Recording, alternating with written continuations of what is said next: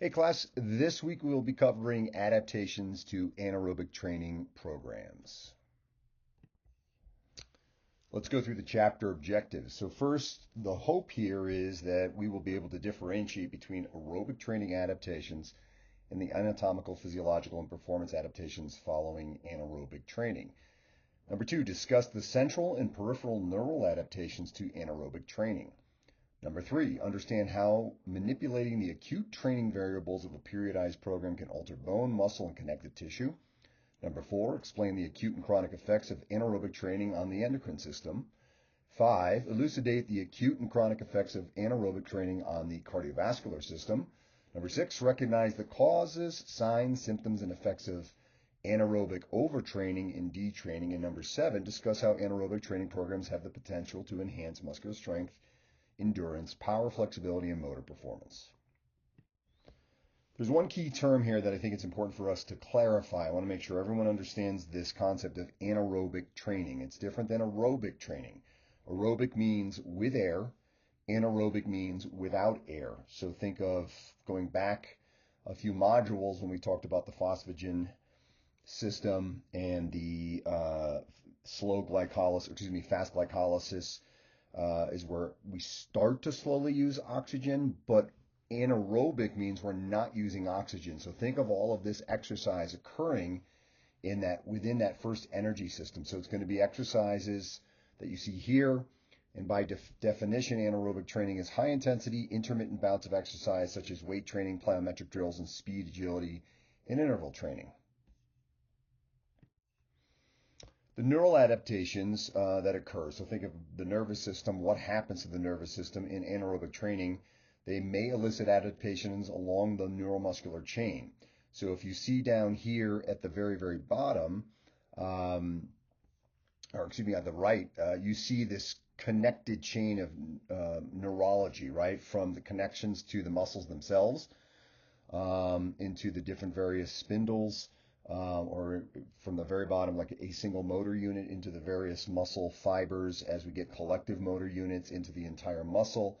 This goes all the way up through the central nervous system, and eventually, makes its way to the brain. But the reality is the brain is initiating this, going all the way down and coming back up for that afferent and afferent sort of neural signaling so we can figure out what we're doing. So remember that this chain is critical to the movement, right? Without the chain, the movement isn't happening. So beginning in the higher brain centers and continuing down to the level of individual muscle fibers, which is what that picture to the right is identifying. So what are the central adaptations? Motor cortex activity increases when the level of force development increases and when new exercise or movements are being learned. So think of the level of force development, something really heavy. So something new that you're doing is extremely heavy and hard. Again, staying in that phosphagen energy system, right? That without oxygen, think of a heavy weight. Think of a 1 rep max, 2 rep max, maybe 3 or 4, 5 rep max and under is going to be really, really heavy. Or new exercises or movements are being learned. So think of a brand new exercise you've never done before, and we've all had this experience where we're not very good at it. So it's jerky, it's herky, it's not very coordinated. That's when we're getting those big adaptations. So next bullet point, many neural changes with anaerobic training take place along the descending cortical spinal tract, so from the brain down. And then adaptations of motor units. Maximal strength and power increases of agonist muscles, so the muscles that are working, result from the increase in recruitment, rate of firing, synchronization of firing, or the combination of these factors. So we see these power increases, the rate at which we can turn muscle fibers on quickly, simultaneously, all at once, especially in those muscles that are working, results from this heightened recruitment. So your body's reorganize or able to organize and recruit more muscle fibers through firing rate. You can fire more quickly, which has a finite amount of speed, right? We can only fire as fast as the human body will let us. There is a finite amount of speed that it won't let us fire any faster. So that's one piece of this. But then the synchronization of firing, so we're organizing the firing better, or a combination of all of these factors. Now, here's the key point with all of this. So with heavy resistance training, all muscle fibers get larger because motor units are recruited in a sequential order by their size to produce high levels of force. In advanced lifters, the central nervous system may adapt by allowing recruitment in non-consecutive order by recruiting larger ones first to promote greater power and speed in movements. So I have some older folks here on the right-hand side, which I think is really, really important to see how strong you can be when you're old. And sometimes this is called, we look over here to the left, the guy looks like Santa Claus, right? Old man strength. There's a concept called old man strength. And if you've never heard that before, let me introduce it to you. That human beings who have consistently done sometimes manual labor where they're lifting a lot and moving things, they have developed the capacity over time to just be so strong. And we see strength maximizing traditionally. We can see strength sort of maximizing in our maybe early 40s. Some people might be a little bit later if they're consistently resistance training. Certainly from 35 on is when you're going to really see max strength if you've been consistently training for that. But strength is one of those things that can stay with you for a long period of time. This older gentleman to the left may not be as strong as he once was when he was younger, but if you look at that load that he's pulling, he has 1, 2, 3, I'm counting the plates. 1, 2, 3, 4, 5 45-pound plates on each side of that bar, plus a 25. And I think he's got a little tiny, if I zoom in here, I'm trying to count this. 25. I'm just 25. Well, he's got a 10 on there too. So he is lifting. That's going to be 495 plus 50, 70 pounds is going to be 65. 565. He's deadlifting 565 pounds. That is impressive for a gentleman being a little bit older. Now, this is that concept, if you're consistently doing this kind of work, that you can maintain this strength. And so part of it is the physiology that the central nervous system allows you to sort of recruit non-sequentially. So you're actually firing those bigger motor units first instead of going up that chain.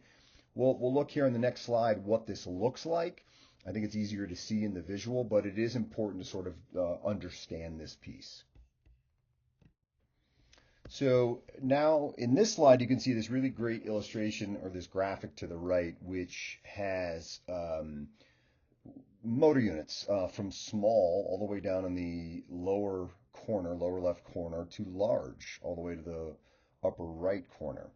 So this is a graphic representation of what's called the size principle, according to which motor units that contain type 1 and type 2 fibers are organized based on some size factor. Remember, type 1s are going to be more geared towards cardiovascular exercise. They're smaller, they resist fatigue, and they have usually a lot of mitochondria in them, whereas type 2 fibers are larger. They are very, very powerful and have more cross-bridging, actin-myosin cross-bridges, so we get just basically more potential for muscular contraction, but they are not as fatigue resistant as the type 1, so they can fatigue out more quickly, but these are going to be your strongest, biggest motor units. Muscle fibers, and each of these muscle fiber types has its own motor unit connected to it. So larger motor units connect to these type 2 fibers, smaller motor units connect to these type 1, and then intermediate size fiber units connect to the intermediate size fiber types in between the 1s and 2s. So low threshold motor units are recruited first, typically those to the lower left, small, and have lower force capabilities than higher threshold motor units as we go upper right. To get to the high threshold units, the body must first recruit the lower threshold units. So traditionally, you're going to see we've got to go from that lower left-hand corner with the small units before we can get to the big units. Now, that could be very quick, right? If the load is heavy, you're going to run through that very quickly, but you still have to organize or still go through that process. In the previous slide, we talked about quote-unquote old man strength, and what it suggests with consistent training over a long period of time and in more of a mature trainer. I don't mean an older person, but someone that has a lot of training history that can coincidentally also be older, they may be able to get right to those larger motor units more quickly than someone who's more newly trained. All right, continuing on with the neurology theme. So we've got the neuromuscular junction. This is where the nervous system, literally the motor unit, connects to the muscle fiber. And there's some possible changes with aerobic training that include increased total area of the neuromuscular junction. So the NMJ actually in of itself is probably bigger. More dispersed and irregularly shaped synapses and greater total length of nerve terminal branching, which would make sense because we're getting stronger. We're able to recruit more easily. So these connection points should be more efficient, structurally might be bigger, and it can have better capacity to tolerate the stress of anaerobic training that you've been throwing at it.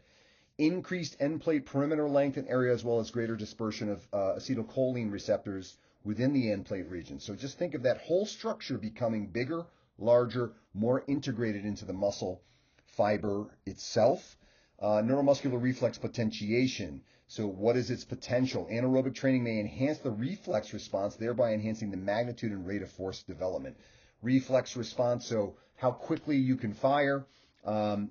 If that rate of force development, which is all around timing and sequencing and getting those fibers to turn on more optimally, if it is improved upon, right, that results in greater potential for strength.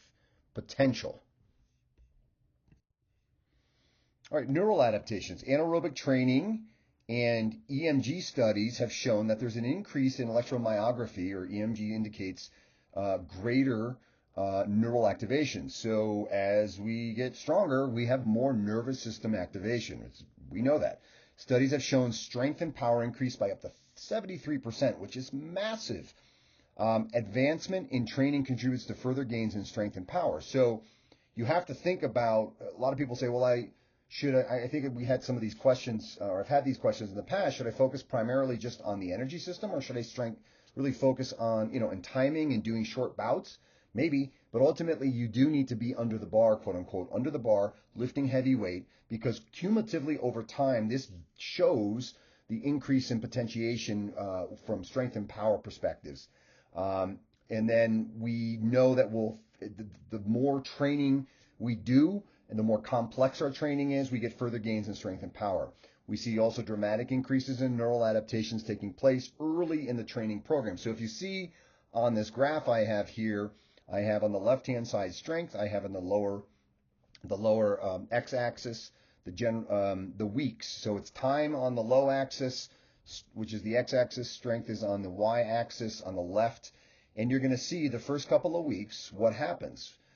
2 weeks, we're really improving upon what's called that neurological system. So all of this stuff is improving. The neural adaptations are improving, the connection points, the end plates, the things are getting bigger, things are connecting. Your body is getting much better at neurologically making this effort. So, if you're weightlifting, let's say bench press, getting stronger at the bench press is really neurologically happening.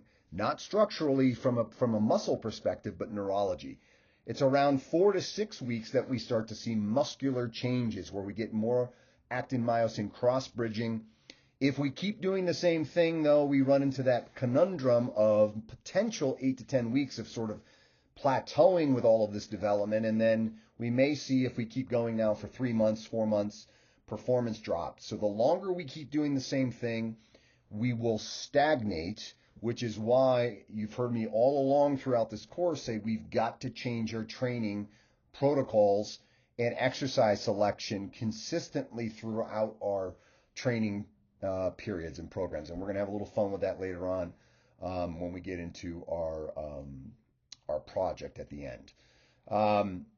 So I think this helps to at least visualize these neural adaptations are the thing that's happening in the very beginning. All right. Anaerobic training and electromyography studies also have included the following: cross-education, untrained limb benefits. So sometimes people are like, I'm injured. Should I, what should I do with that injured arm? I would say do nothing. Make sure you want to get recovery. We have this thing called crosstalk where On my right side, if my right side is fine and let's say I do some, we'll just use dumbbell bench press as an example, and I'm doing dumbbell bench press on my right side, there is some cross communication in my left pec, pec major, pec minor, anterior delt, tricep.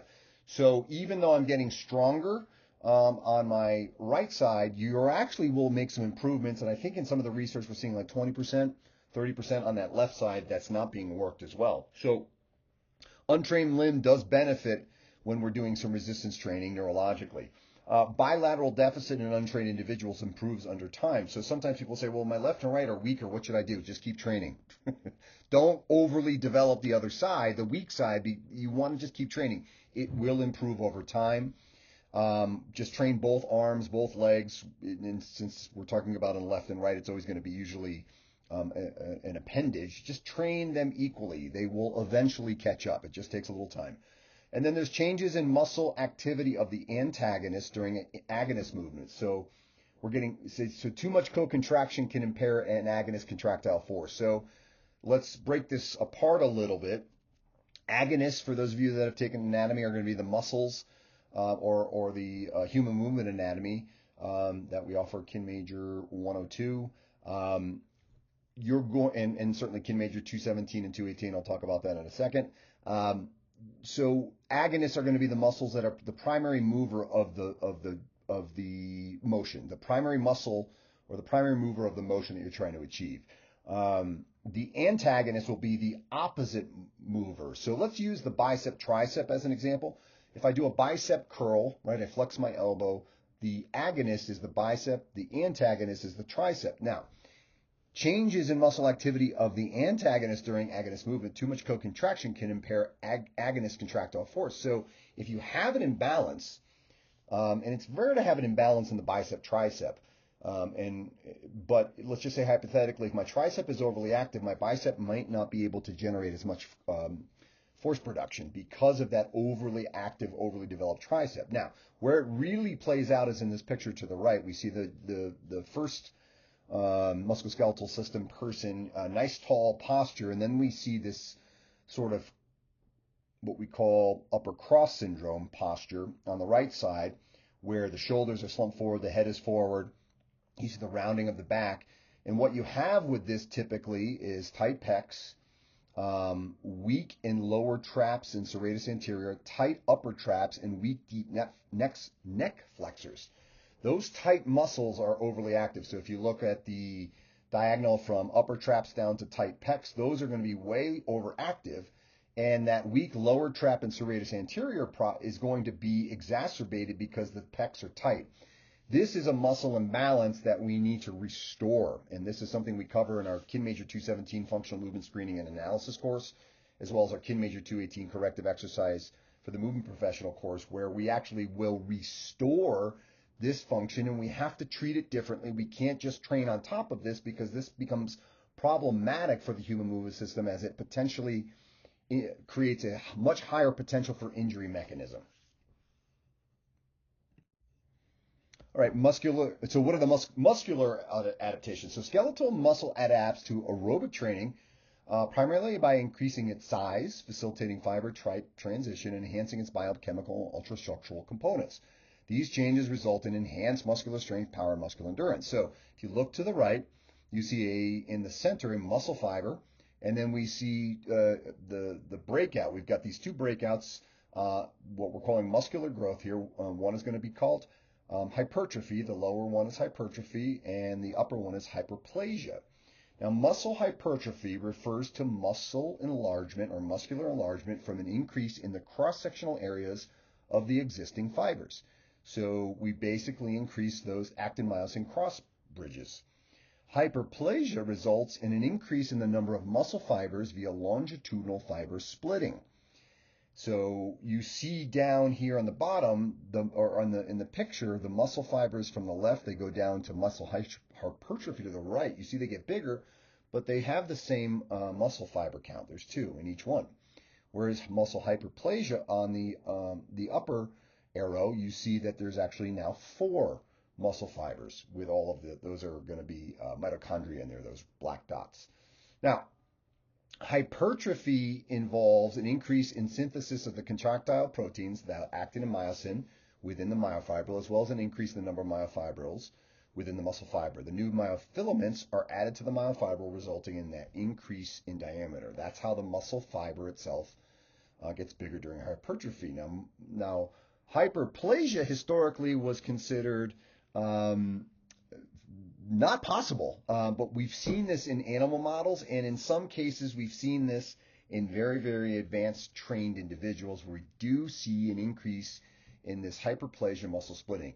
I think in 2015 I went to a UCLA conference, strength and conditioning conference through the National Strength and Conditioning Association.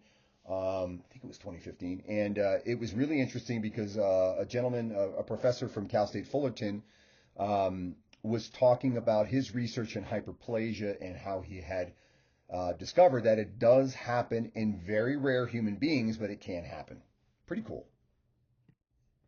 All right, we also get these fiber size changes, which is kind of fun, right? So resistance training, and bear with me here because the numbers, the ones and the twos, they all get it gets a little confusing. So just bear with me. We'll walk through this. And again, you don't have to memorize this stuff at this point, but I think it's really good for kind of depth of knowledge for many of you that are going to be in fitness and or a little less in rehab science, but more in the fitness side of things, in performance side of things, and certainly in our sports medicine program. You're going to want to have this information memorized at some point, especially when you go on to working with athletes in particular. Athletes love this stuff, and certainly clients do love this as well in a fitness space.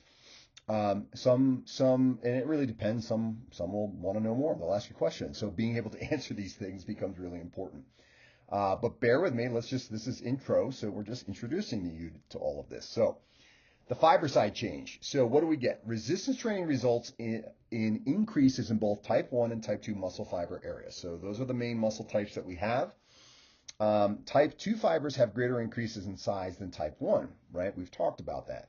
So if you look over here to the right, if you can zoom in on this, I would encourage you to do it, because what they did is they took a cross-sectional biopsy, which we've talked about before, how they do that, of the vastus lateralis, which is going to be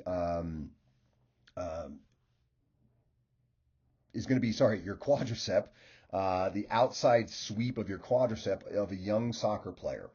And what you see on the left is you see some ones, and it's really interesting. You see two C's, two X's up at the top is a 2X, two A's, and two AXs down at the bottom. But you see how those changes have happened. There's less 2A's in the right side. So this would be over time of playing. You're going to see how the muscle biopsy has changed. Similar muscle, and obviously some of the variables in this would be, are you taking the exact location of your muscle biopsy? Probably not, but you're getting as close as you can within a human subject. And if you remember, muscle biopsy, right, is a needle that gets pushed in to the quadricep, so on the outside of the quadricep, and they pull that needle out and they extract muscle fibers and they look at them, lay them out on a microscope and look at them. But you see some significant changes in the way the structure looks. And we see this bullet point 3 here, fiber type transition. So there's a continuum where you have on the left side the ones, and you have at the very, very end, you have the type, it should be type 2 X's. Those highlighted muscle fiber types, the 2Cs, the 1C, the 2C, the 2AC, and the 2AX, are all hybrid variations. They're not fully ones or they're not fully twos. They're a hybrid of the two. And ultimately, depending on the resistance training that you're doing or the effort, the exertion, and obviously a soccer player has a lot of cardiovascular, they do a lot of cross training as well because they're running, will determine this distribution of muscle fiber types. The biggest vehicle to dictate this, however, will be your genetics. So remember, we talked about this in the past, whereas you don't necessarily, you don't pick your sport picks you based on your genetic potential. If you're good at something, you'll continue to do it. If you're not so good at something, you'll probably stop and check out. That also plays into how quickly the nervous system and how your nervous system adapts to the stimuli, that overall athleticism. It also is also predetermined by community, right? Where you grow up, what things you were exposed to. I grew up playing lacrosse. I don't know if any of you have ever even heard of the term, probably heard of it, but have ever seen it. There are some high schools in Los Angeles that play it, but not all high schools do. So you just might not be exposed to it. So obviously, in my situation, lacrosse was a big deal, and we had many athletes from both football and soccer that absolutely in the spring played lacrosse.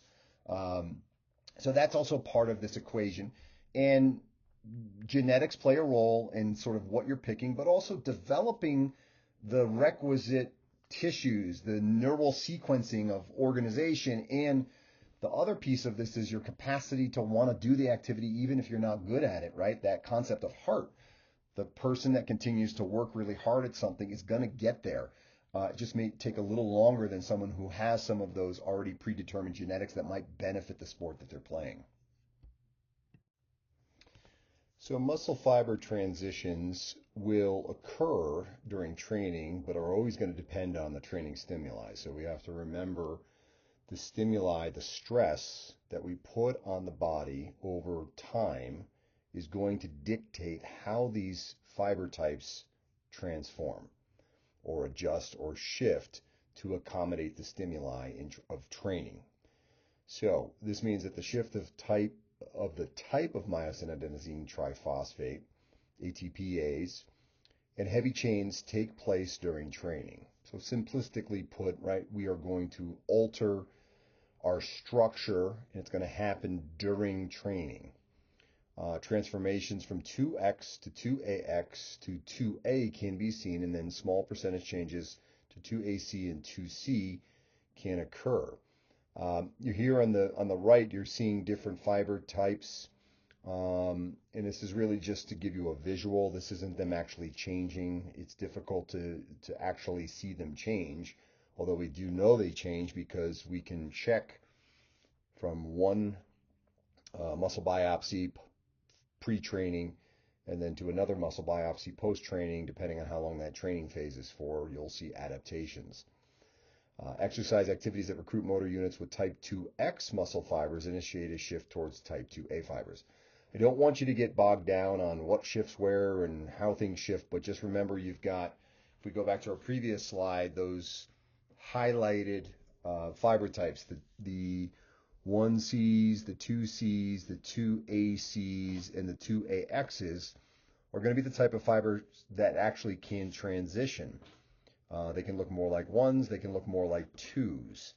And it's all going to depend on the stimuli, and it's going to depend on your distribution of these overall fiber types that you have from your genetic perspective.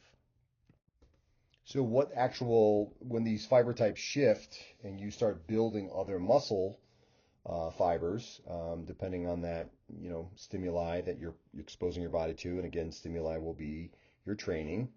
What are the actual structural and architectural changes? So what we know is that resistance training increases myofibril volume, right? So the fibers themselves there becomes more of them.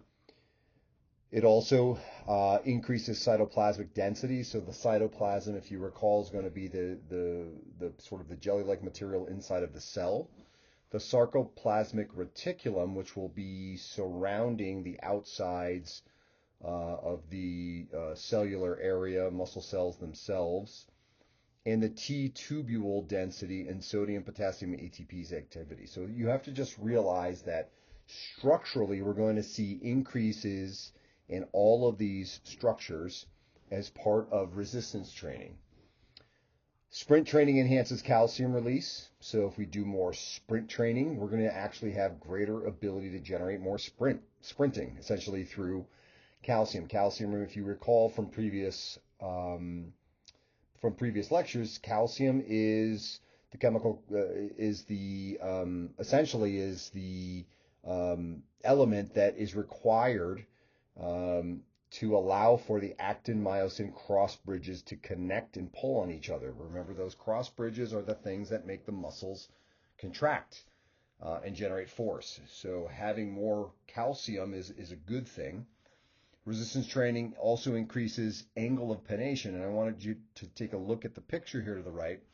You're going to see a few different versions of, well, different muscle fiber architectural structural types. So you see parallel, which will be the first one top left. You notice the muscle fibers lay in parallel. This is often found in the abdominal muscles.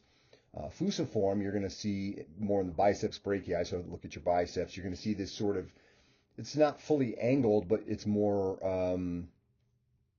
you can see it's more arced. Unipennate, which will be in the extensors of fingers, etc.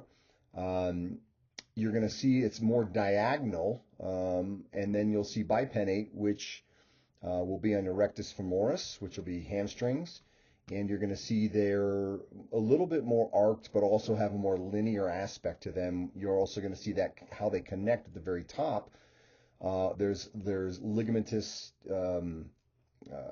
tendinous tissue at the top that supports it. So you can see how those arcs go into that tendon at the top.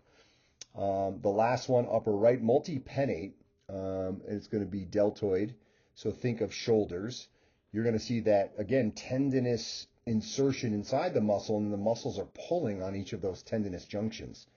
And they're sort of angled in a way so that they can all connect to those three tendons.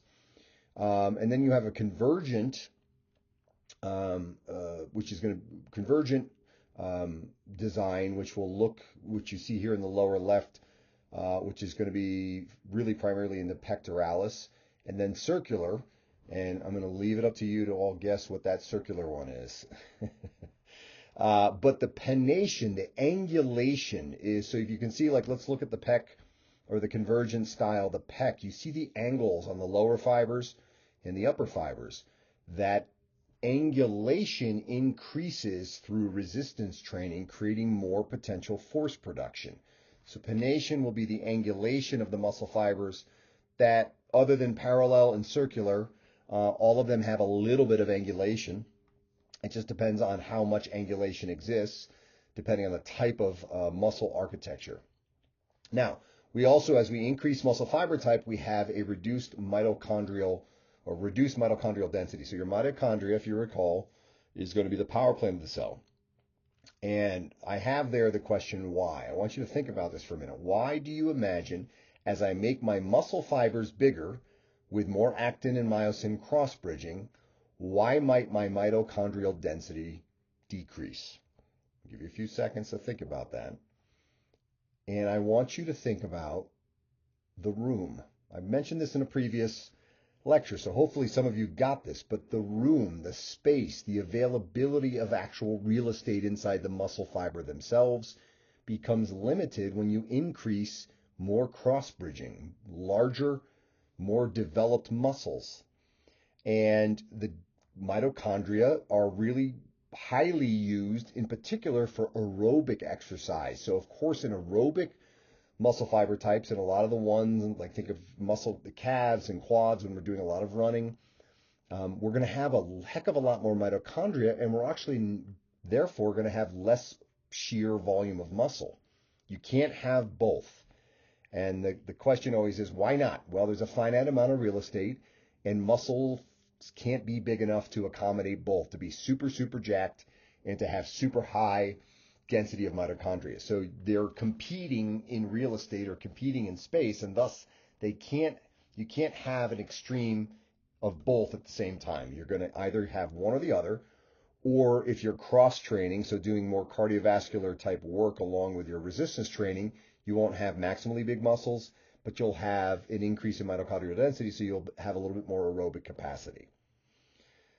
We're going to get decreased capillary density, so that also is part of this, right? If you're getting rid of mitochondria, we don't need as much capillary density.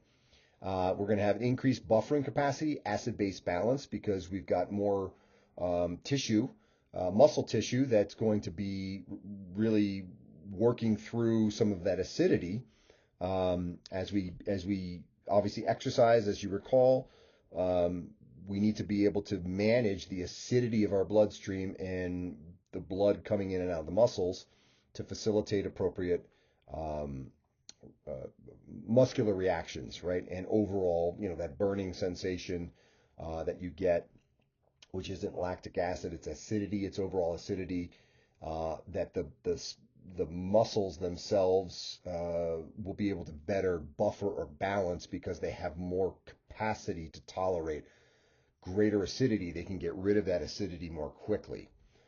There's also going to be changes in muscle substrate content and enzymatic activity. So when you make muscles bigger, there's more of everything. That's except mitochondria. There's less of that and decreased capillary density. All right, so what happens now to bones? Again, another connective tissue adaptations. Bone is part of this process, so we get some changes, some significant changes. Application of longitudinal weight-bearing forces cause the bone to bend, as depicted by the dotted line. So look at that bone to the left. That is the femur. You're going to see the force of application, the yellow arrow pointing down. So think of squatting. You're compressing that bone. Well, the bone is solid, so it's going to have to bend a little bit. If it's solid and it doesn't bend, it's going to fracture, right? So there's got to be a little bit of give in there. So what you see is the bending forces from the force application coming vertically down on it, push the bone, at least from your perspective, to the left. In this human being, it would be to the right. And we see the bone bends, and that creates stimuli or stimulus for new bone formation at the regions experiencing the greatest deformation. So the greatest amount of stress or bend in the bone will get the most amount of structural rebuilding, so to speak. Your osteoblasts, which are your bone generating cells, lay down additional collagen fiber, and previously dormant osteoblasts migrate to the area experiencing the strain. The collagen fibers become mineralized and the bone diameter effectively increases. So we see that in the middle section, osteoblasts lay down and gravitating, allowing collagen to collect, and then new bone is formed. New bone is formed at that particular stress area. So very interesting stuff that happens to the bones. So further inside of bone physiology, this from training, resistance training, we see that trabecular bone responds more rapidly to stimuli than does cortical bone. So let's look at the trabecular bone diagram here. And you're going to notice this is the head of the femur, the top of the femur, the thigh bone. So that where 4 is on this diagram, that will be the calcaneus, sort of the head of the femur that fits into the socket of the pelvis. So the bone is at its side, and then we see this cross section. So going backwards here, 4 will be trabecular bone, and it's spongy. It has pores in it, and it's constantly reconstituting. And you're going to see as we talk through this is the area that actually will increase and strengthen or more rapidly. Then we have 3. You're going to see that cortical hard bone, and that's going to be the outside. The bone sort of sheath is covered or outside, and then we have some cross structures inside of the bone that are going to be hard, solid bone that don't have those holes or spaces. 2 will be the blood vessels, and 1 will be the very outside covering, the periosteum, and that's going to be that membrane that covers the bone. So we see trabecular bone responds more rapidly to stimuli than does the cortical, not the full outer, not the periosteum, but the sort of the inner hard stuff, that 3, the white stuff.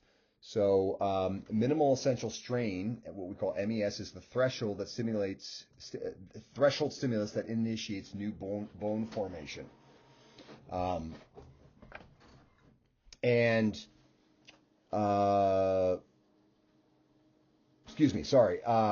And that MES, that minimal essential strain, is 1/10 of the force required to fracture bone. Forces that reach or exceed the threshold stimulus initiate new bone formation in the area experiencing the mechanical strain. So the big takeaway here is some bone responds more quickly than other bone structures, which that's fine. But really what we need a minimal essential strain, and this is a really good takeaway, that is 1/10 of the force required to fracture a bone. So think about that for a second. Lifting heavy, small, tiny dumbbells, and no judgment on a group fitness class, but in a group fitness class, you are not nearly lifting 1/10 of the load to fracture the bones in your arm, let's say with a bicep curl. You're actually lifting less than that. Is there going to be any increase in bone ossification, creating the bone, making bone denser, making bone thicker? I think you can answer that. The answer is no. So the stress has to be enough to facilitate all of this. This is why it's really, really important, especially when we talk about women's health and resistance training, why bone density becomes a very, very, is an issue that many women, older women, will deal with.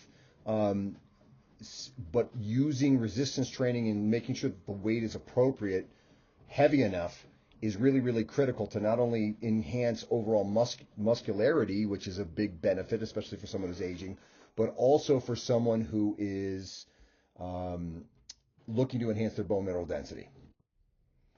So the anaerobic training and bone growth, continuing on here with this, we see that muscular strength and hypertrophy gains increase the force exerted on the bones, which may result in a corresponding increase in bone mineral density or the quality of mineral deposited in a given area of bone. So as I said before in the previous slide, right, that minimal essential strain is essential to facilitate either improving that bone mineral density or the quality of the minerals deposited, which in turn will also make the bone stronger.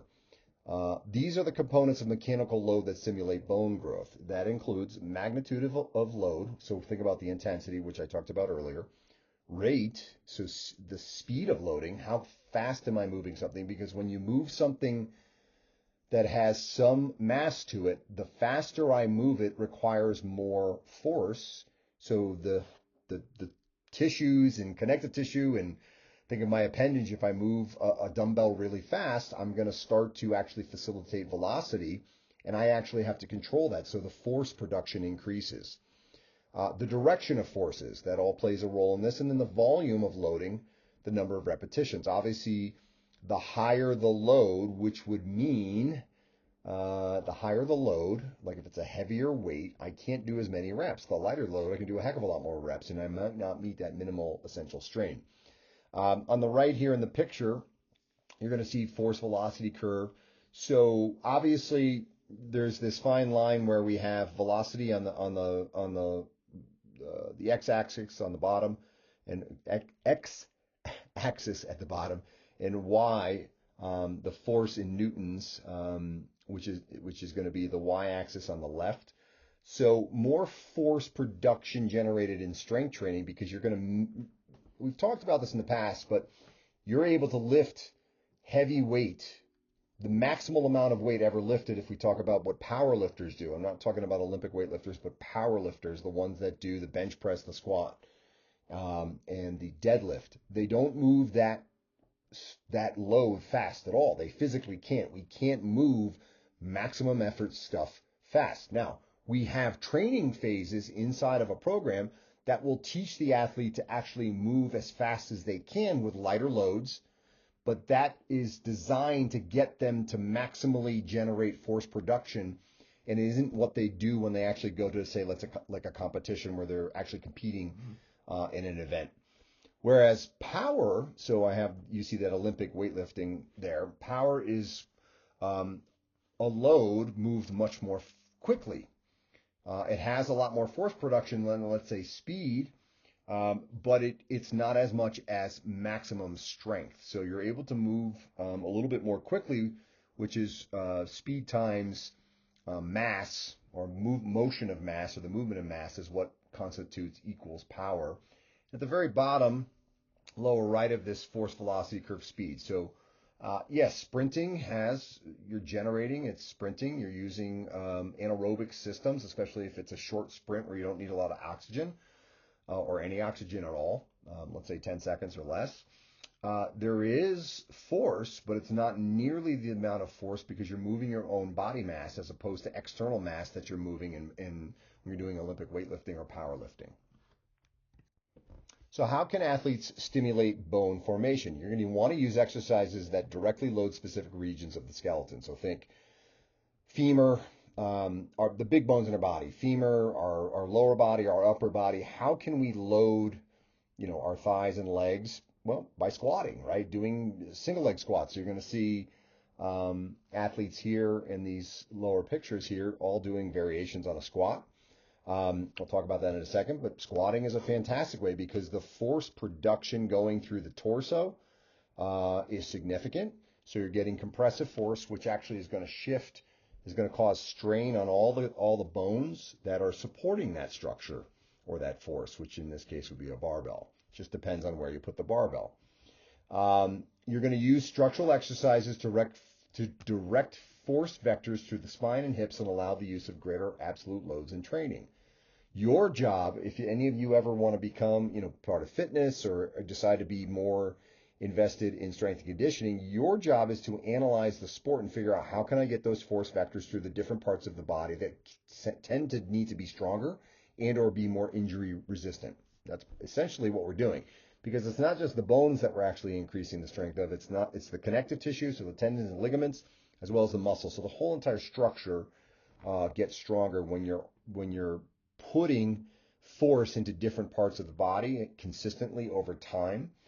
You're going to improve that overall ability to tolerate greater stress.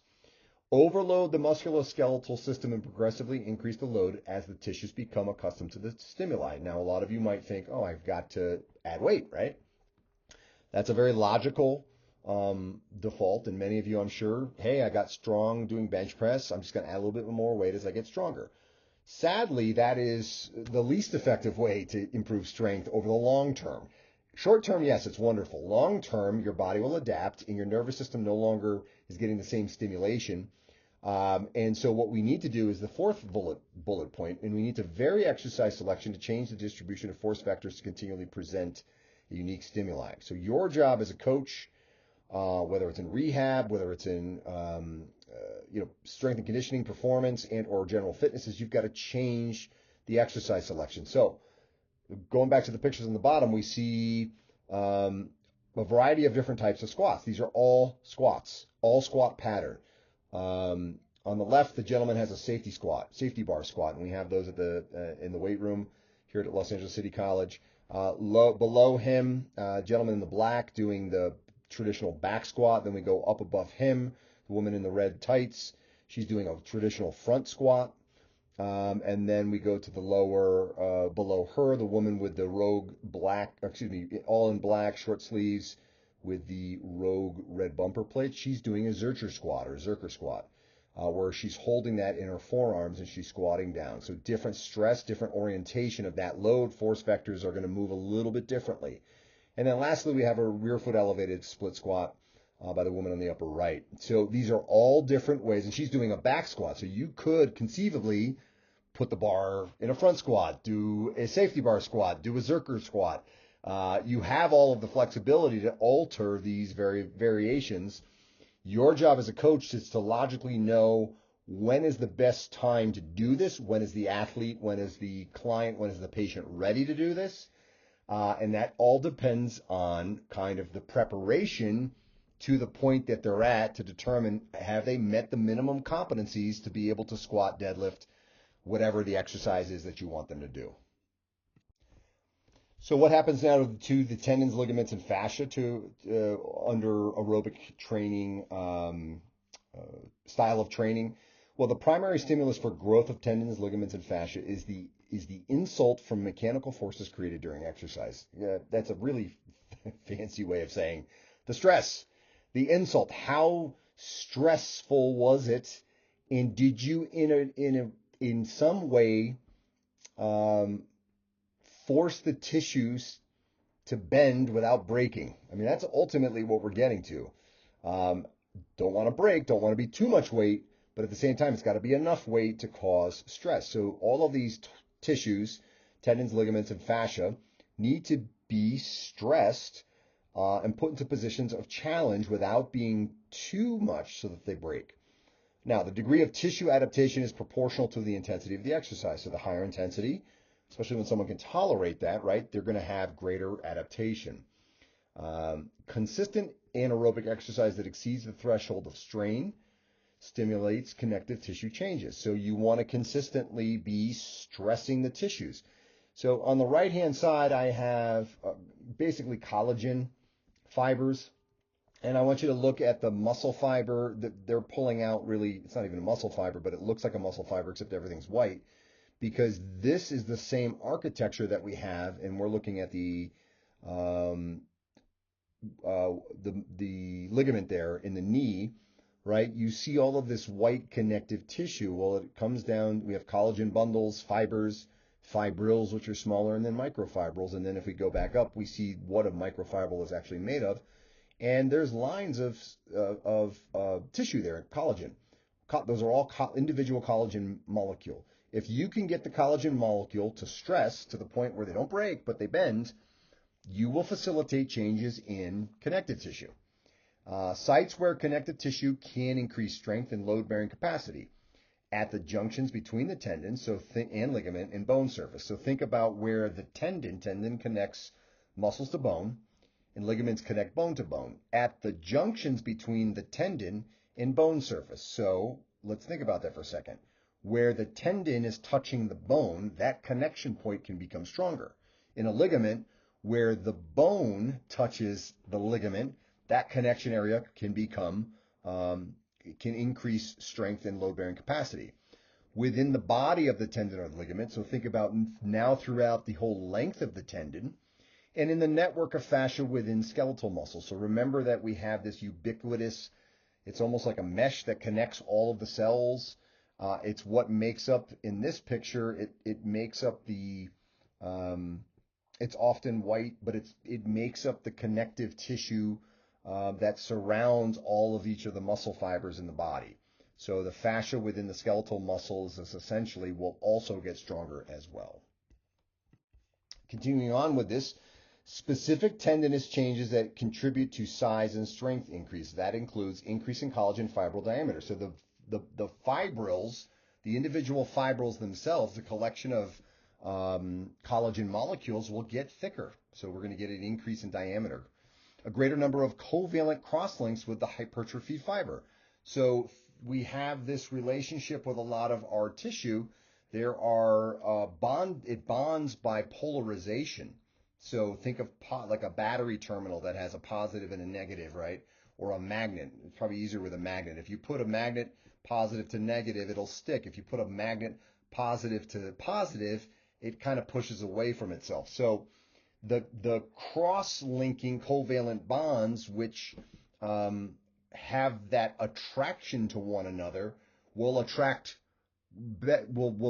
facilitate increases in diameter with a greater number of covalent crosslinks within that hypertrophy fiber. So there's more of that fiber, essentially that there's more fiber, you're going to have better covalent crosslinks, sort of that magnetic connection to other fibers similar to it.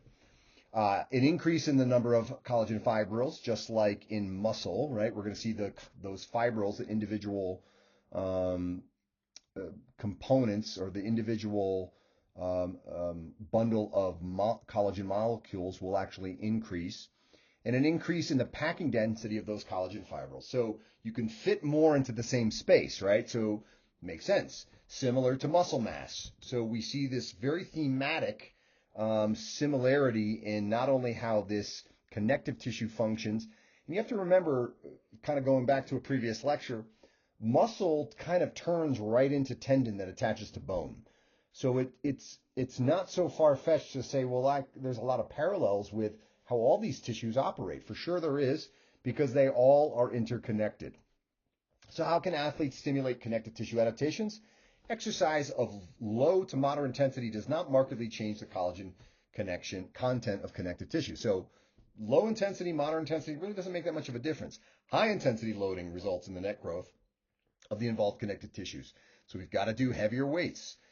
Force should be exerted throughout the full range of motion of the joint. So not partial range of motion. We want to go through full range of motion. I want to repeat that, full range of motion, not only for muscle fiber size and stimulation of the motor units, but we also want to benefit the stress and strain and pulling of the connective tissue. So when we go through a full range of motion, Instead of a partial range of motion, we're getting more strain on the connective tissue. So let's talk now about cartilage. The main functions of cartilage generally are going to provide a smooth joint articulating surface. So think of, ends of bone to bone. The ends of the bone where they touch are going to be covered in cartilage. It's going to act as a shock absorber for forces directed through the joint. So that's nice. It's kind of like a bumper. And it aids in the attachment of connective tissues to the skeleton. So other connective tissue, tendons, ligaments, etc., are able to attach, really ligaments are able to attach more readily to cartilage as opposed to just bone itself. Cartilage lacks its own blood supply and must depend on diffusion of oxygen and nutrients from synovial fluid. So I believe we chatted about this at one point. Cartilage is white and it does not have any colorization because there's, a lot of like muscle tissue as examples, red because of oxygenated blood. But cartilage doesn't have that. So there's very limited blood supply, sadly, until you injure it. And then once you injure it, you actually force blood supply into it, but that's not a good thing. Um, there is a fluid inside of the joint capsules themselves called synovial fluid. So that is how movement, and we talk about this all the time in kinesiology and performance and rehabilitation and aging and longevity. Movement is medicine. Moving your joints through full ranges of motion, bathing the cartilage in that synovial fluid is how it's going to get its oxygenation, its nutrient density through osmosis of the synovial fluid being able to transmit the materials into the cartilage through movement. So therefore, joint mobility is linked with joint health. Movement about a joint creates changes in pressure in the joint capsule that drives nutrients and synovial fluid towards the articular cartilage of the joint. So movement is medicine. We've got to move a joint, especially through full range of motion. Another reason why I don't want to see a partial range of motion, anything. You want to be moving through full range of motion. So how can athletes simulate connective tissue adaptations as it relates to cartilage? Weight-bearing forces and complete movement through a range of motion seem to be essential for maintaining tissue viability. And this is really for all of the connective tissues. Moderate aerobic exercise seems adequate for increasing cartilage thickness. So that's a positive. So that's you might want to be supplementing aerobic exercise at a moderate clip into your resistance training program. And then strenuous exercise does not appear to cause degenerative joint disease. So degenerative joint disease is when essentially cartilage starts to disappear or atrophy or wear away. It's called degenerative joint disease. So strenuous exercise does not appear to cause that. So I want you walking away from this going like, hey, higher intensity exercise is totally okay for cartilage. Now, you might have some genetic predisposition. You might have arthritis that runs in the family.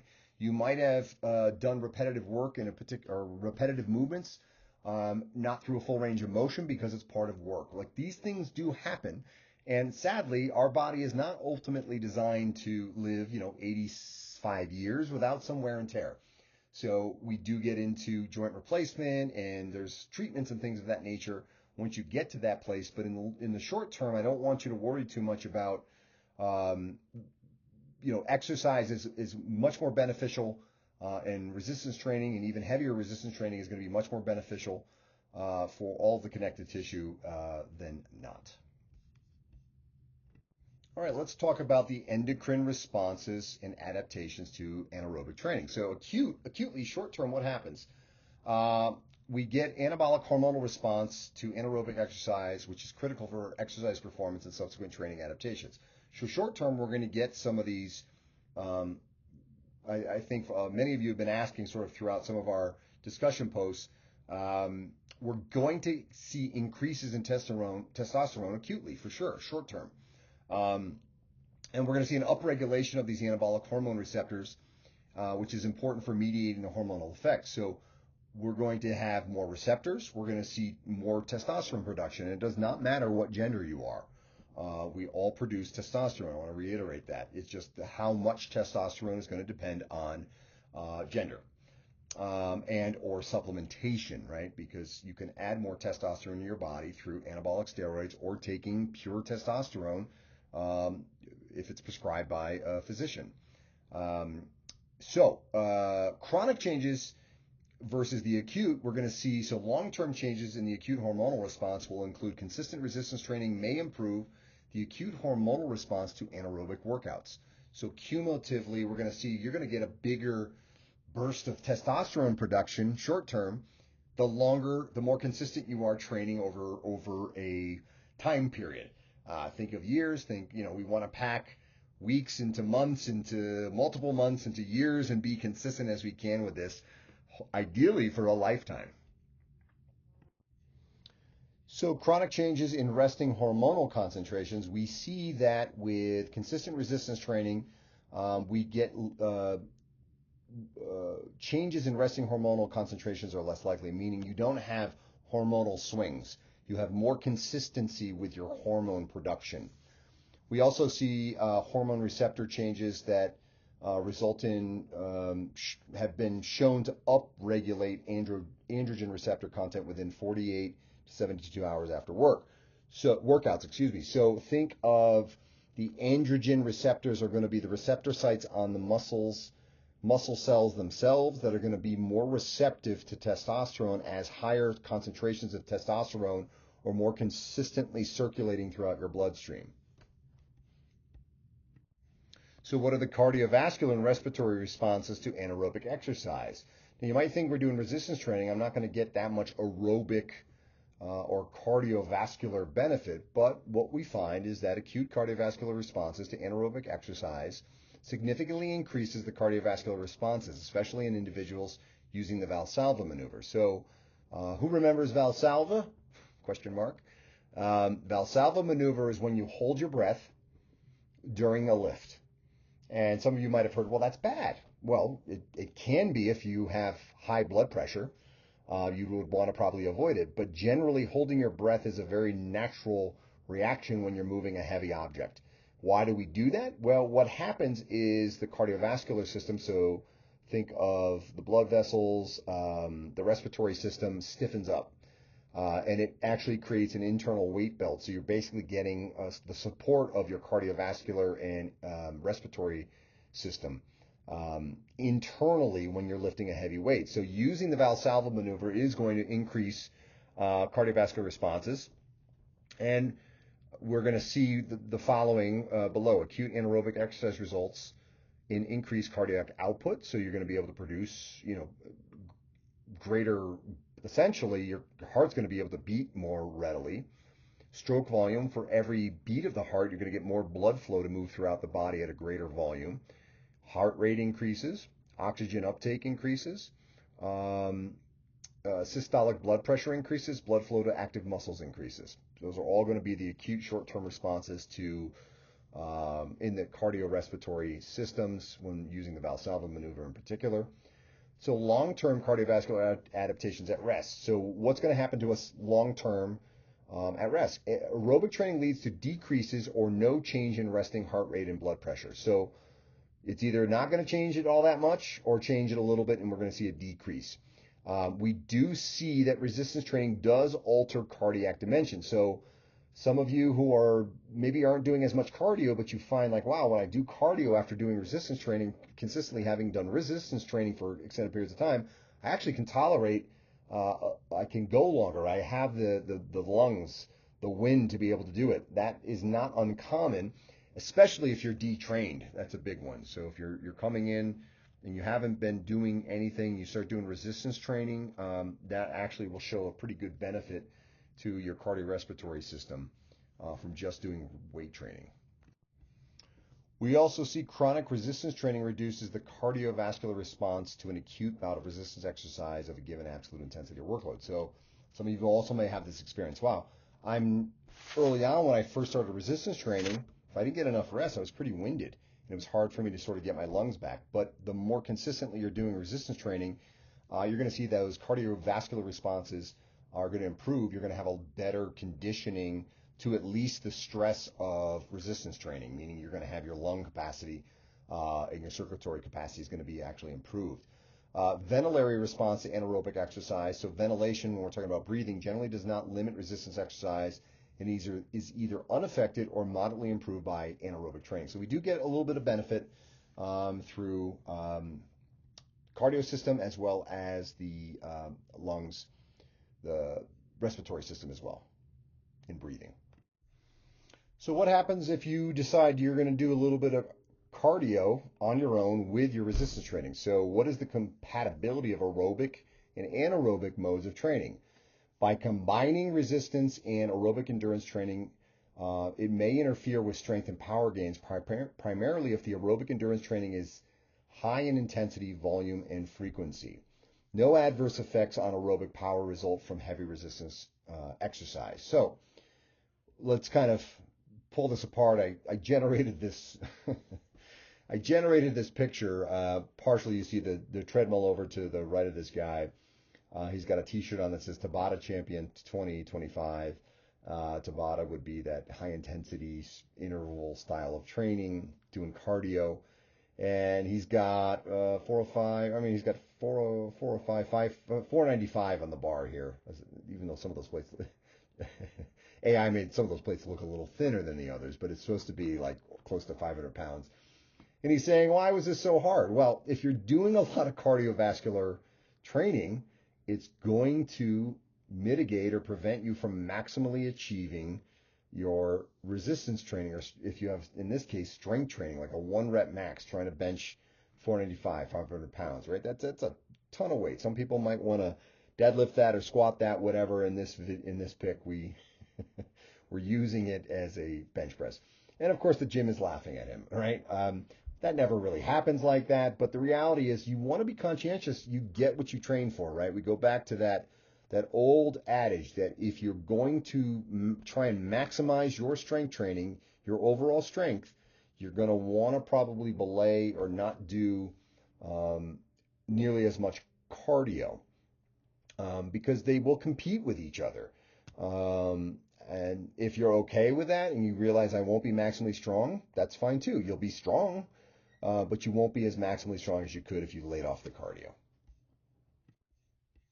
Finally. So we've kind of covered all the things that can happen acute and chronically. Now let's talk about the performance improvements from anaerobic exercise. I think that's something that probably everyone in this class is interested in. Okay, so let's talk about the general performance improvements that one gets from anaerobic exercise. So from a strength perspective, we know that in studies, mean strength increased approximately 40% in untrained participants, 20% in moderately trained participants, and 16% in trained participants, 10% in advanced participants, and 2% even in elite participants. So we know that anaerobic style training, so doing resistance training in particular, is going to be essential for maximizing strength. If you're new to training, your strength gains are very rapid and very quick. If you're elite, meaning having been done this for a long, long time, or advanced, your strength improvements are going to be much smaller in total. Heavier loads are most effective for fiber recruitment. The effect of training are related to the type of exercise used and its intensity and its volume. So again, that's the job of a good coach, strength coach, personal trainer, is programming exercise selection that makes logical sense so that the individual continues to make progress. That is the art form of this thing called fitness and/or performance enhancement. So what happens with power training? Remember, power training is going to be moving a heavy object fast. So in the case of Olympic weightlifting, you're going to see that bar is the heavy object that they're moving quickly. So heavy resistance training with slow velocities, so not in Olympic weightlifting, of movement leads primarily to improvements in maximal strength. So go back to the previous slide. If you want to get strong, you focus on strength. If you want to get explosive, you focus on power. Now, you need to get strong before you focus just on power, right? If I have more muscle mass, more cross bridging, and I have more strength, I can move heavier objects faster. So there is a logic to making sure that we're strong. And before we get strong, we're probably going to have to build muscle so that we have the requisite materials, which means we probably have to get muscles bigger. So bigger muscles, then we focus on strength, and then we move into power. That would be a logical phase for a program. when I say program, I'm not talking about a one-off workout. I'm talking about a structured long-term program over the course of months, years. In the case of Olympic athletes, it's going to be a 4-year cycle. Now, power training increases force output at higher velocities or rate of force development, which would make sense, right? We're moving something heavy fast. Peak power output is maximized during jump squats with loads corresponding to 30 to 60% of their 1 rep max. So getting an athlete, getting a client strong, understanding what their 1 rep max is, and then backing off that by 30% to 60% of whatever their 1 RM is, would be the loads that you'd want to be working power with. We can't do the 1 RM fast. We have to do lighter loads so that we can add a speed quotient to this. For upper body, however, peak power output can be maximized during the ballistic bench press throw using loads corresponding to 46 to 62% of the 1 rep max bench press. For those of you that are unfamiliar with ballistic bench press throws, so I want you to think of lying on your back on a bench. You could either do this with a medicine ball. You're going to have a medicine ball dropped into your hands. You're going to catch it, and you're going to explode it back up vertically to whoever is dropping it down to you, and you're going to repeat that. You can also do an exercise called an archuleta, which is taking the bench bar, lowering it to somewhere between 46 and 62% of your 1 rep max, depending on where you're training. Like day one, I wouldn't do 62%. I'd start lower. I'd go lighter, right? 46%. But you could throw the bar and catch the bar back into that bench press. So do a full bench press from the bottom, explode right out, let the bar release and catch it. Now, I'm not recommending that you do that without having spotters, without having practice. Don't go doing this on your own if you've never done this before. Archuletas are very risky because if you miss the bar is going to come down and crash right into your face and neck and throat. I don't want that. So work with a coach, a qualified strength coach, if you plan on doing any kind of upper body power development on your own. So what happens with endurance? How do we improve? What happens to endurance with anaerobic exercise? Cross-sectional data in anaerobic athletes has shown that enhanced muscular endurance and subsequent muscular adaptations consistent with improved oxidative and buffering capacity. So you could tolerate more endurance work. It's essentially what it comes down to. We also see that skeletal muscle adaptations to anaerobic muscular endurance training include increased mitochondrial and capillary number of fiber type and type transition, buffering capacity, resistance to fatigue, and metabolic enzyme activity. The takeaway here, resistance training is really important for endurance athletes. So think runners. I cannot tell you in my career as a personal trainer, and to this day when I meet runners, they say they never train legs, they just do running. And I tell them, big mistake, buddy, because you're going to enhance your overall ability, and I think we'll get to it in the next slide, but your running mechanics improve if you're stronger.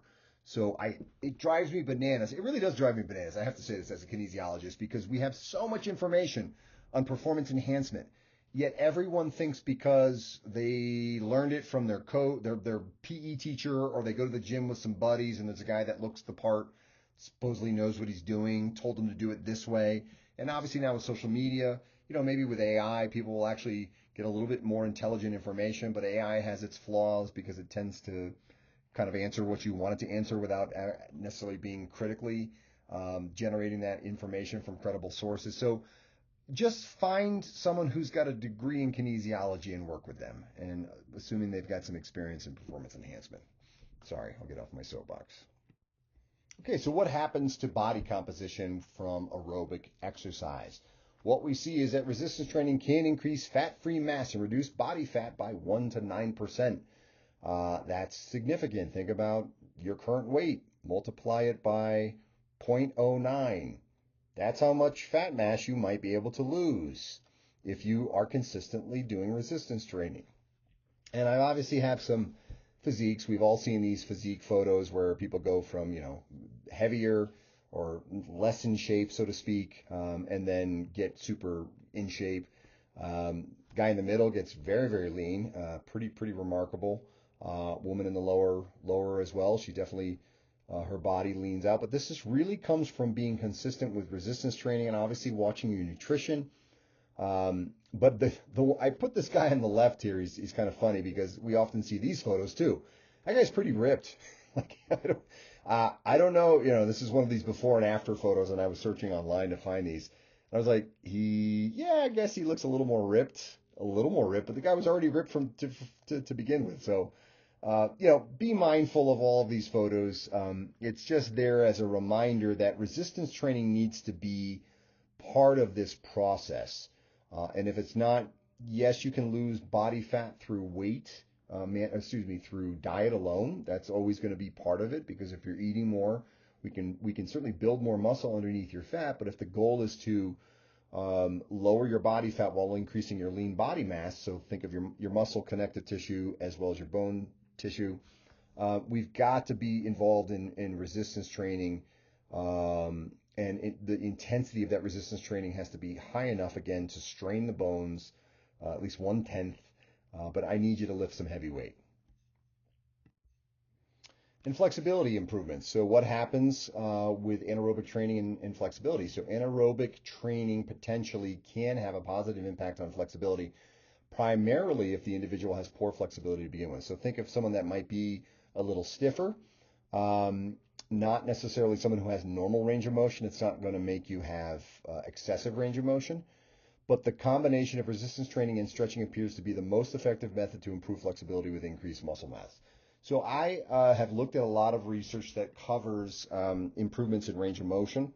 I'm going to tell you that based on my clinical literature review, a lot of I actually haven't compared it with resistance training and stretching, but stretching by itself is not as effective as soft tissue and stretching together. So I mean, like foam rolling with stretching.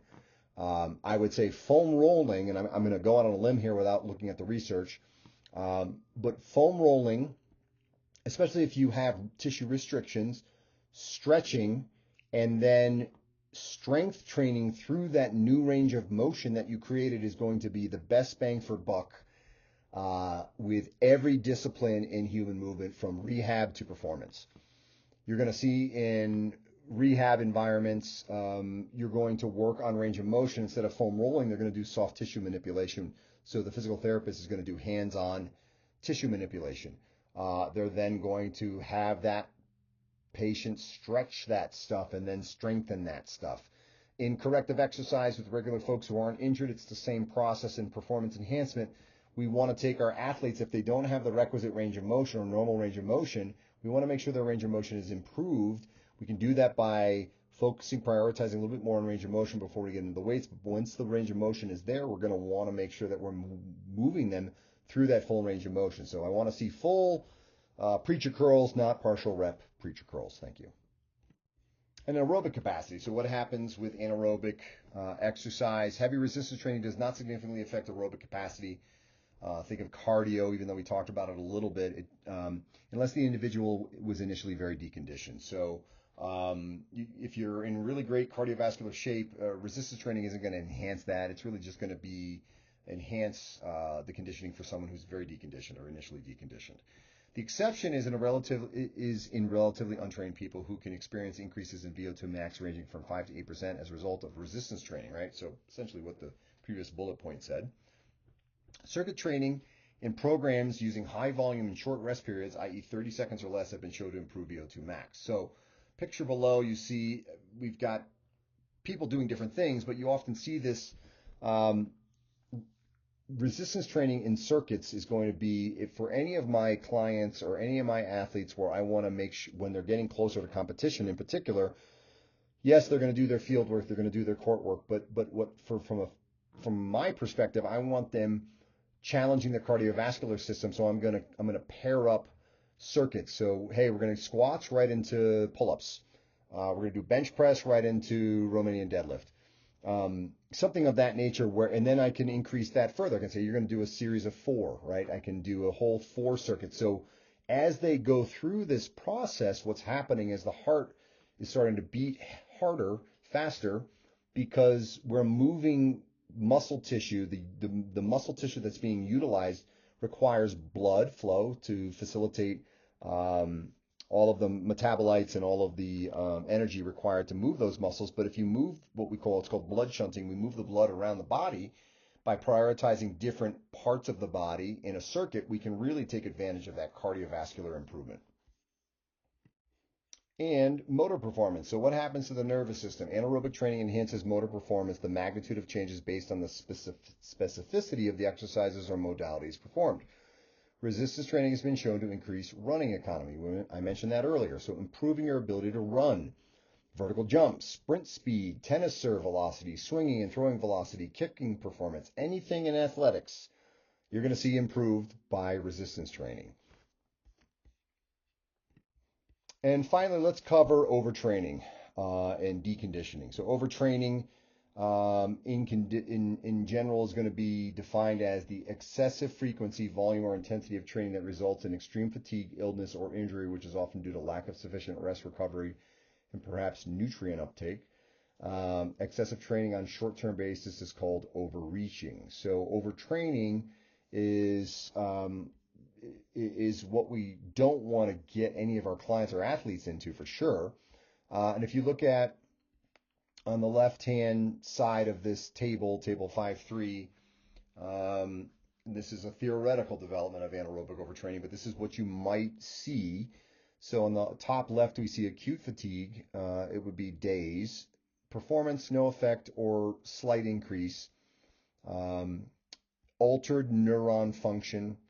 No real issue with skeletal muscle metabolics, cardiovascular, immune, endocrine, or psychology or psychological issues. But if we start to go now functional overreaching, this can be for days, right? Overreaching is going to be that excessive training on a short-term basis. We can see temporary decrease in returns to baseline. So you don't really see getting back to what we call homeostasis. You're going to also see altered motor recruitment.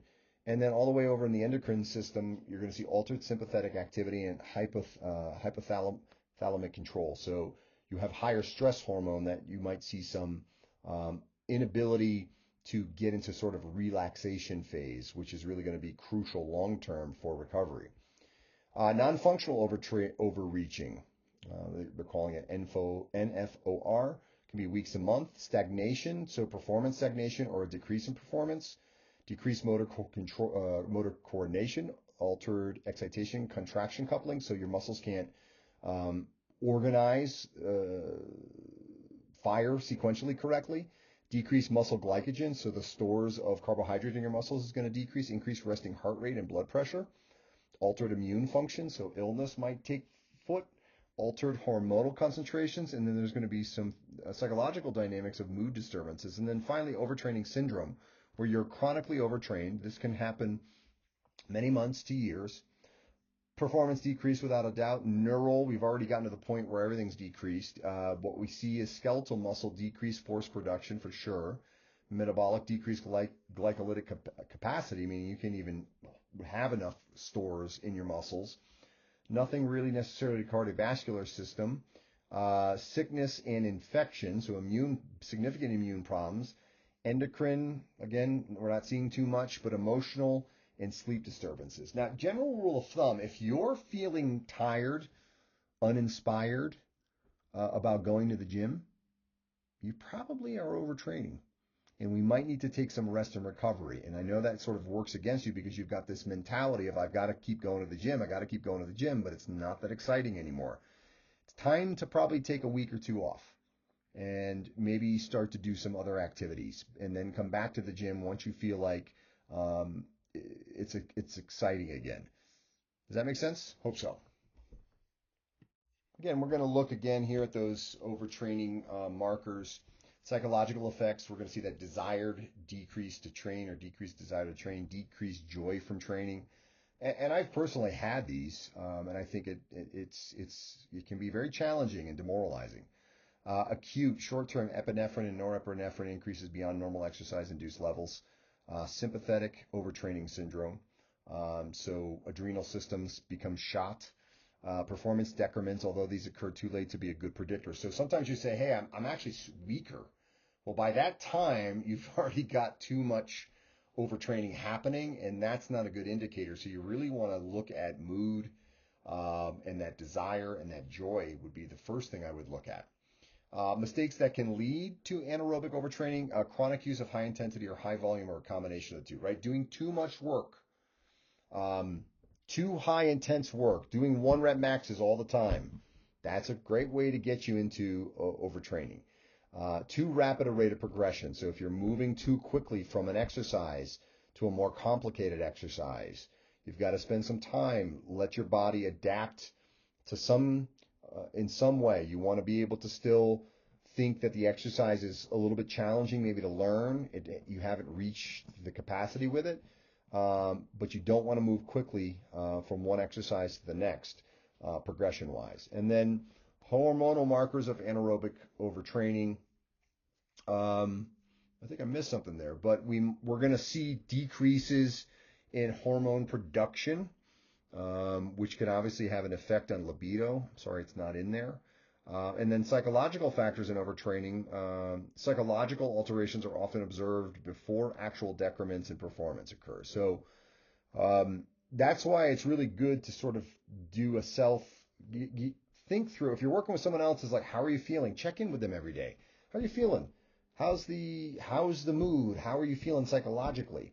I used to keep that, document that when I work with clients. I would always keep and track every session how they were feeling. And if I saw any changes in that, I'd ask some deeper questions. This can be done with athletes. This can be done with patients. This can be done with clients, about what might be the source of that. So very unique, very simplistic way to just do some psychological evaluation of your particular populations that you're working with.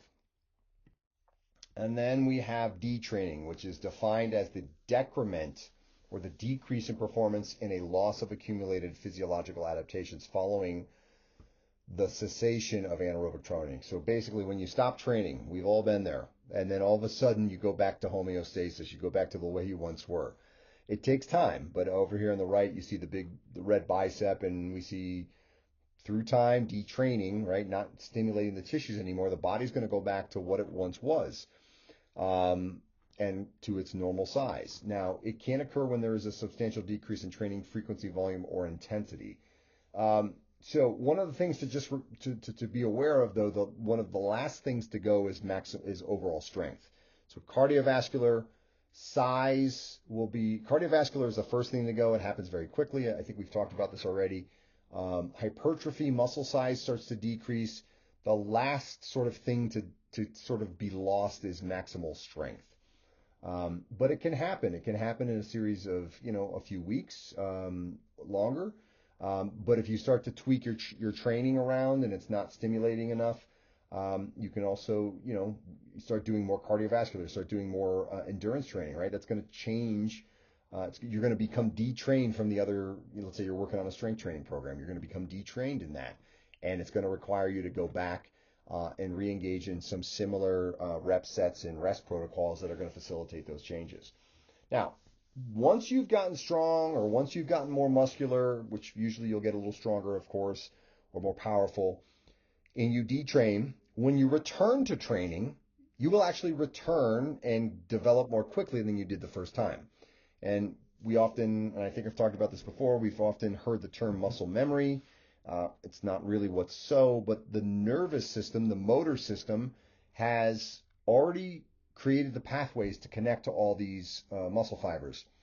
And the motor units have done this once before. So when you start to re-engage in more intense training, those pathways are accessible, and they don't have to be designed from scratch, so to speak. So the time to return to your former self will be less than it took to get there in the first place.